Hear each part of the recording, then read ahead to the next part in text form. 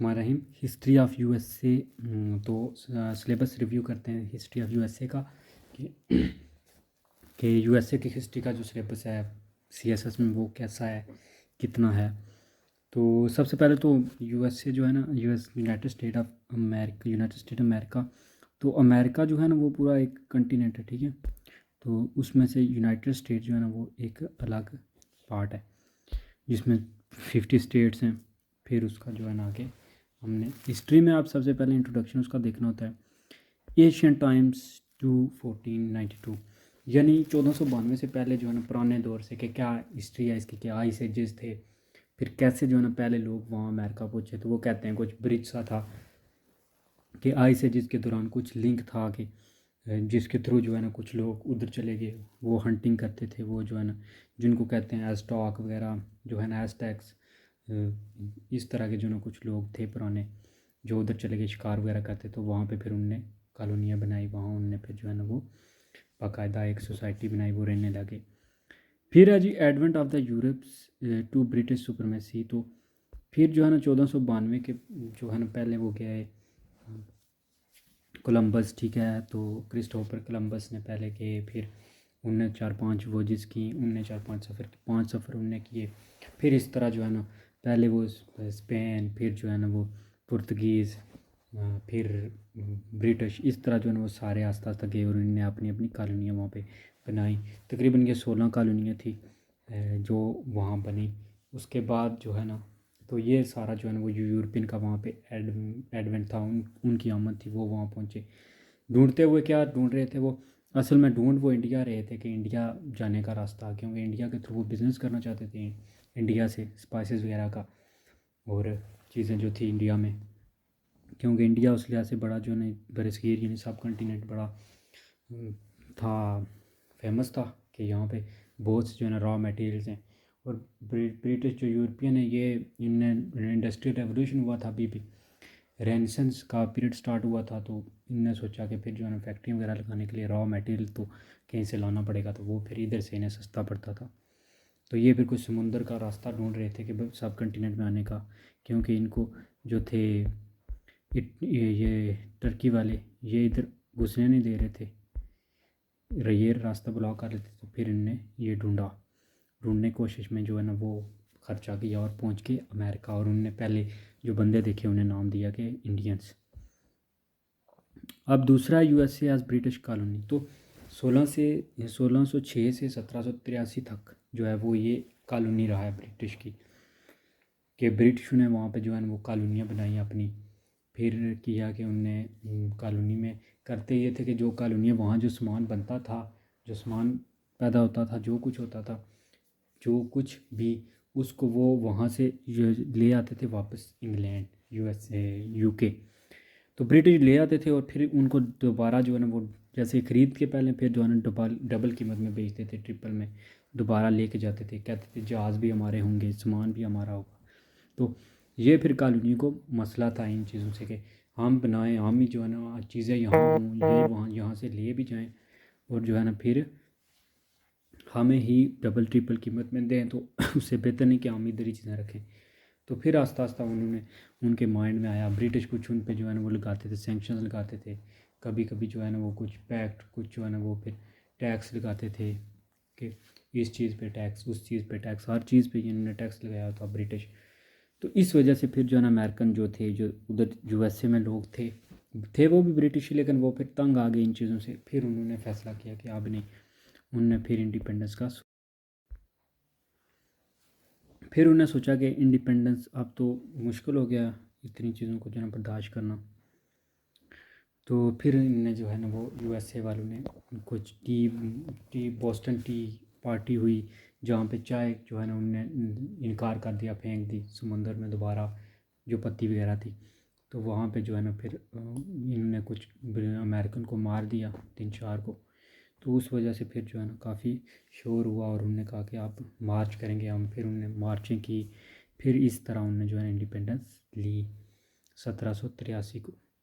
और फिर आस्ता आस्ता उनकी जो है ना वो चीज़ें उन्होंने डेवलप की, कॉन्स्टिट्यूशन वगैरह बनाया, ये सब कुछ। फिर expansion of USA from 30 to 50 states. तो पहले 13 स्टेट्स थी, 13 कॉलोनीज थी, 13 स्टेट पर वही स्टेट्स बनी। फिर आस्ता आस्ता उन्होंने खुद को एक्सपेंड किया और 50 स्टेट्स होंगी कि ये डिवाइड हुई। फिर कुछ अर्सा जो है वो नॉर्थ साउथ अमेरिका, ये भी बड़ा फ़र्क चलता रहा। फिर कुछ नाइजेरियन जो ब्लैक थे उनके बड़े मसले चलते रहे, वहाँ पे जो अफ्रीकन वगैरह लाए गए थे, लेबर एज लाते थे। फिर 1820 से 1949 तक इनमें एक्सपेंशन होती रही कि डिफरेंट स्टेट्स बनी, तो 13 से 50 स्टेट्स होंगी। कुछ उन्होंने ख़रीदी एक दो रशिया से। तो इस तरह जो है ना वो, फिर इनका कॉन्स्टिट्यूशन जो है उसके सेलेंट फीचर देखते हैं कि कॉन्स्टिट्यूशन इनका रिटर्न है, फिर कैसे डेवलप हुआ, बड़ा लॉन्ग है, उसमें अमेंडमेंट कितनी हुई हैं, कैसे उसमें अमेंडमेंट होती है, कैसे जो है ना ये सारा प्रोसेस हम पढ़ते हैं उसके कॉन्स्टिट्यूशन में कि कैसे बिल पास होते हैं। दोनों जो है ना वो अपर हाउस लोअर हाउस इस तरह जो है वो कैसे काम करते हैं। फिर civil war between the north and east. तो फिर इनमें जो सिविल वॉर हुई वो ही जिसमें जो है वो लोग अपने जो है वो राइट्स के लिए लड़ रहे थे, ख़ासतौर जो ब्लैक पीपल थे उनको अब राइट प्रॉपर नहीं मिल रहे थे, उनको पीछे रखा जा रहा था। उनको स्कूलों में, कॉलेजों में, गाड़ियों में आता कि ब्लैक को पीछे बिठाया जाता था और वाइट पीपल आगे बैठते, तो ये भी बड़ा मसला था। ये फिर हुई सिविल वॉर हुई, तो नॉर्थ एंड ईस्ट के दरमियान 1850 से 1869 तक। तो इसमें जो है ना फिर उन्होंने काफ़ी जो है ना वो इब्राहिम लिंकन थे, उन्होंने काम किया, तो वो फिर एक्ट बिल पास करवाया और असेंबली में फिर जो है ना ये सिविल एक्ट पास हुआ। Then industrialization and its emergence as one of the world power. तो 1870 से 1916 तक जो है ना वो इन फिर इंडस्ट्रियलाइजेशन, यहाँ पे इंडस्ट्रीज़ लगी कि जहाँ इनने अपनी इंडस्ट्री लगाई। फिर ये एज अ वर्ल्ड पावर जो है ना इमर्ज हुए, क्योंकि इनके पास बहुत ज़्यादा आगे चीज़ें, बहुत ज़्यादा जो है ना इन्होंने डेवलपमेंट की, एग्रीकल्चर पे डेवलपमेंट की, तो अपनी चीज़ें जो है ना वो प्रोड्यूस करना शुरू की और एज आ इंडिपेंडेंट स्टेट काम करना शुरू कर दिया। फिर इसके बाद इनने अरूज इसके बाद असल में इनका आया जब इनने वॉर्स में जो है ना वो पार्टिसिपेट, क्या दूसरी जो कंट्रीज़ पार्टिसिपेट कर रहे थे उनको ये उधार देते थे, उनको ये फूड सामान प्रोवाइड करते थे, जंग का जो है ना इंस्टो ये जो हैं हथियार वगैरह, ऑटोमेशन वगैरह, ठीक है। तो इनकी जगह फिर जो है ना इस वजह से ये ज़्यादा पावर में आके जब वर्ल्ड वार टू हुई और वन और टू हुई, या 1940 से 1918 हुई, तो इसमें जब इनने जो है ना हेल्प की यूरोपियन कंट्रीज़ की, तो इसमें भी इनको बड़ा फ़ायदा हुआ। फिर 1939 से 1945 तक जब दूसरी हुई तो उसमें तो इन्हें खादी कर दी, इसमें उन्होंने ज़्यादा फ़ायदा उठाया। हालांकि ये ख़ुद भी 1930 से 1939-40 तक जो है ना वो फेस कर रहे थे। इनका ख़ुद जो है ना वो ग्रेट डिप्रेशन हो गया था, इनका क्रैश हो गई थी इकॉनमी वगैरह, ग्रेट वॉल। लेकिन जो है ना वो इनने फिर ख़ुद को संभाला, उस दौरान इन्होंने हेल्प की, सारा सोना वहाँ ले गए, एक्सचेंज की, सोना ले गए, सामान दिया मुल्कों में आपस में, और एंड पे वॉर भी की और जो है ना वो हिस्सा भी लिया जंग में, और जापान पे धमाके भी फेंक दिए, बॉम्ब भी फेंक दिए, जिसकी वजह से जापान के 2 शहर तबाह हो गए। तो ये सारे इनके थे जंग में कंट्रीब्यूशन के। 19 जो पहली हुई थी उसमें भी उनने कुछ ट्रीटीज़ पास की थी, जिसकी वजह से इनने जो है ना वो जर्मनी पे सैंक्शन लगा दी थी। तो इनने पहली में भी जर्मनी में सेक्शन लगवा दी थी, फिर जो है ना वो टर्की को उसको पार्ट्स में डिवाइड कर दिया था।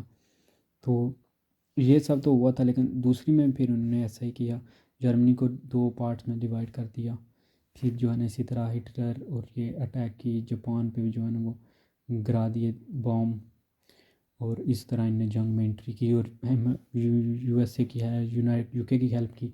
इनका अपना भी गो नुकसान हुआ था, जापान ने इनकी भी शिपें डुबाई थी, लेकिन जो है ना वो फिर उनने इस तरह दोनों में कुछ ना कुछ हिस्सा हमने देखते हैं कि कैसे इन्हें पार्ट लिया यूएसए वालों ने। फिर पोस्ट 1945 वर्ल्ड सिनेरियो के 1945 के बाद कि कैसे जो है ना मार्च हुए US and USSR the two world powers. तो फिर जो है ना एक में कैपिटलिज्म था, एक में कम्युनिज्म था। यूएसए वाले कैपिटलिस्ट को प्रमोट कर रहे थे, जो यूएसएसआर था, United state of sovereign United sovereign states of Russia, तो ये जो दो वर्ल्ड पावर्स थी ये फिर दोनों मर्ज हुई। तो दोनों में जो ना बड़ी जंग हुई इस बात पे, क्योंकि यूएसएसआर अपना प्रमोट कर रहा था कि कम्युनिज़्म आए दुनिया में, वो इस तरह तलकात बना रहा था, लेकिन अमेरिकन ये नहीं चाहते थे। वो चाहते थे कि उनका होल्ड रहे, इसलिए फिर जो है ना इन दोनों के दरमियान भी आपस में जंग हुई। और 1900 तकरीबन 45 से 1990 तक जो है ना इन दोनों के दरमियान जो है ना वो लगी रही। और 1980 89 90 में जाके जो है ना वो यूएसएसआर पे टूट गया। तो फिर जो है ना उस तरह फिर इनको फिर ये स्ट्रॉन्ग हो गए, इनने अफ़गानिस्तान में ये काम किए, अफ़गानिस्तान में ये आ गए। तो इस तरह जो है ना वो इन्होंने फिर जो है ना पाकिस्तान से हेल्प ली, पाकिस्तान को बड़ा यूज़ किया, इस तरह फिर जाके ये खुद को वो उनने वर्ल्ड पावर बना लिया। फिर अमेरिकन जो रोल है इन पैट्रोनाइजिंग यूएनओ एंड ऑर्गेनाइजेशन है, इंटरनेशनल ऑर्गेनाइजेशन, तो 1945 से 2012 तक जो है ना इनने बड़ी ऑर्गेनाइजेशन बनाई। यूनाइटेड नेशन बनी जो थी ना ऑर्गेनाइजेशन 1945 वर्ल्ड वार के बाद ही इनने बनाई। एक वो बनी थी लीग ऑफ नेशंस, वो 19 फर्स्ट वर्ल्ड वार के बाद बनी थी, लेकिन दूसरी जो है ना उनने फिर सेकंड वॉर के बाद बनाई कि आप जो है ना मुल्क में अमन हो, कोई मुल्क दूसरे मुल्क के जो है ना वो उसको बिला वजह तंग नहीं करेगा, कोई वार नहीं करेगा, कोई जो है ना वो अमन के लिए इन्हें ये बनाई। और कुछ ऑर्गेनाइजेशन फिर उसी यूनाइटेड नेशन को आगे एक्सपेंड किया। फिर ये जो आईएम वगैरह है, ये इस तरह की इन्हें बनाई ताकि होल्ड रहे इनका दुनिया में। फिर जो अमेरिकन का रोल है cold war and its emergence as the sole super power. तो फिर जो 1945 से 1990 में इनका वर्ल्ड वार रहा, कोल्ड वार रही यूएसएसआर के साथ। तो रशिया के साथ ये फिर जो है ना अटैच वो मुलवस रहे जंग में उनसे, क्योंकि ये चाहते थे कि उनकी सुपरमेसी रहे, अमेरिका की सुप्रीम पावर अमेरिका रहे, सुपर पावर जो है ना वो अमेरिका रहे सब पे, तो दुनिया को कंट्रोल करे। तो फिर इन्होंने जो है ना वो रशिया को तोड़ा इसलिए, और जो है ख़ुद को सुपर पावर मनवाया। Then international concern of USA. तो यूएसए का इंटरनेशनल कंसर्न क्या है? तो यूएसए क्योंकि दुनिया के ज़्यादातर सोर्सेज ज़्यादातर वो खुद अपनी चीज़ें बेचना चाहते हैं, खुद दुनिया की चीज़ें जो है ना वो अपने मुल्क में ले जाना चाहते हैं, कंट्रोल करना चाहते हैं वर्ल्ड की जो है ना वो इकॉनमी इस तरह। तो इनका कंसर्न यही है, ये होल्ड करना चाहते हैं। तो बड़ा जो है ना ये इंटरनेशनल लेवल पे पॉलिसियाँ बनाते और कंट्रोल रखते हैं। फॉर एग्ज़ाम्पल किसी मुल्क के साथ अच्छे तल्लुक़, किसी मुल्क पे सेंक्शन लगा दी। ये war on terror the role of Pakistan and USA 2001 to 2012। तो पाकिस्तान को इन्होंने बड़ा यूज़ किया है, सच्ची जो बात है, पाकिस्तान को यूज़ ही करते रहे हैं। पाकिस्तान को मदद के बदले में कहा कि ये करो वो करो, टेररिज्म के ख़िलाफ़ आप वार करो। फिर जो है ना जब हुआ वो 9/11 वाला हादसा हुआ, उसके बाद इनका वो रिव्यू, इनने फिर पाकिस्तान को बहुत ज़्यादा रगड़ा, अफ़गानिस्तान को बहुत इनने कोशिश की दबाने की लेकिन वहाँ पे तालिबान दबे नहीं है। फिर global perception of the USA. Globally perception क्या है यूएसए का?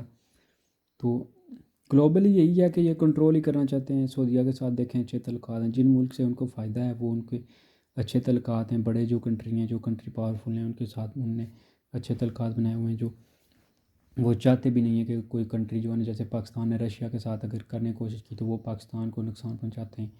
पाकिस्तान की आईएमएफ से जो है ना वो टसर करवा देते हैं। पाकिस्तान आईएमएफ पाकिस्तान को बेल नहीं देता, कर्ज देना बंद करा देता है, तो वो ही जो हो जाता है। ठीक है।